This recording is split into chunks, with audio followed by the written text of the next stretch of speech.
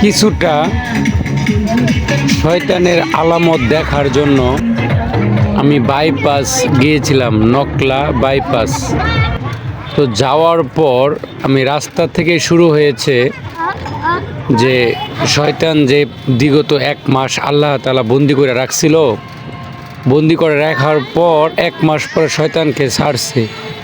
আর ছাড়ার পরে শয়তানের যে পরিস্থিতি শুরু করছে তা আপনি নিজ চোখে যদি দেখতে চান তাহলে নকলা বাইপাস চলে যান।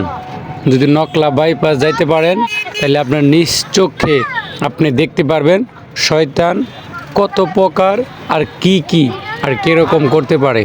আমি নিজ চোখে দেখে আসছি, তো আপনাদেরকে কিছুটা দেখানোর জন্য ভিডিওটা করলাম।